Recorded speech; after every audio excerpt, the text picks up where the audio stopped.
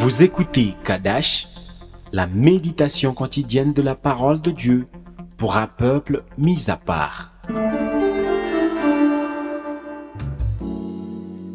Shalom bien-aimés en Christ, mon message d'aujourd'hui est centré sur la culpabilité. Je vais essayer à travers quelques versets bibliques et la définition du mot culpabilité à aider un frère ou une sœur qui est en train de traverser ce moment difficile où il ou elle se sent coupable d'une situation quelconque vécue dans le passé. Amen. La culpabilité est un sentiment de faute que l'on ressent, peu importe que cette faute soit réelle ou imaginaire. Cette émotion naît de l'écart existant entre ce que l'on veut être idéalement et les actions que l'on fait réellement.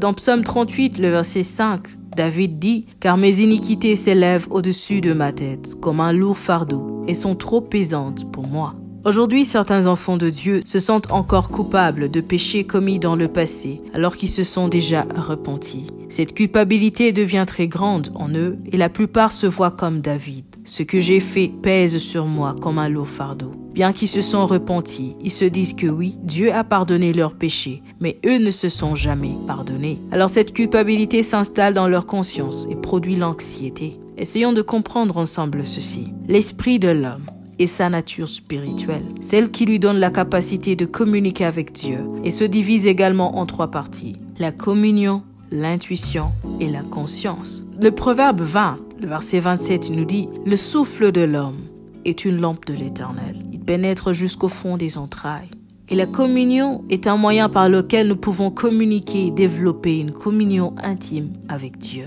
Par intuition, comprenons que c'est le témoignage intérieur utilisé par le Saint-Esprit pour nous guider et nous parler.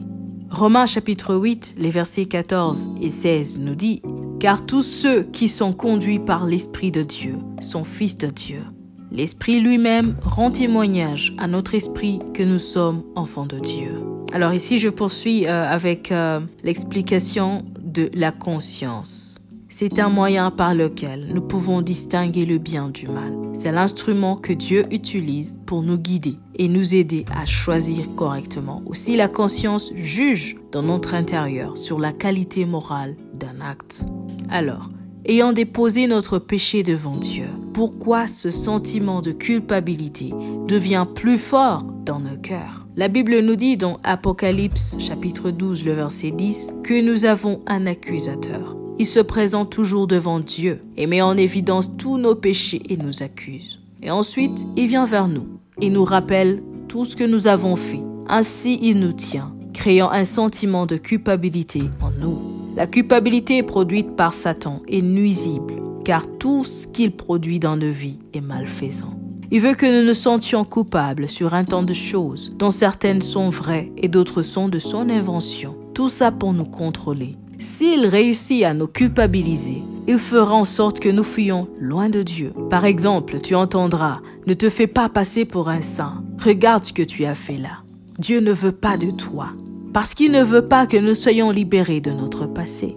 Il veut que nous nous sentons toujours sales et indignes de l'amour de Dieu. Il ne veut pas que nous puissions vivre une vie chrétienne victorieuse. La plupart essaient de noyer ce sentiment dans de nombreuses activités, dans des occupations ou des comportements nuisibles. Mais vous savez, ce sentiment demeure présent. On peut essayer de le nier, de l'ensevelir, mais en réalité, on ne peut s'en défaire. Seul Dieu peut. Si tu t'es déjà repenti en vérité, c'est-à-dire se repentir pour changer, reçois le pardon de Dieu, car il dit dans sa parole que si nous nous repentons sincèrement, il est juste et fidèle pour nous pardonner. Parce qu'il a envoyé Jésus pour que nous ne soyons pas condamnés. Si nous croyons en lui et si nous le recevons pour être notre Maître et Seigneur, nous recevons son salut. Acceptons alors cette grâce dans nos vies. Après une repentance sincère, saisis cette promesse écrite dans Hébreux chapitre 10 et déclare « Par le moyen du sang de Jésus, j'ai une libre entrée auprès de mon Dieu.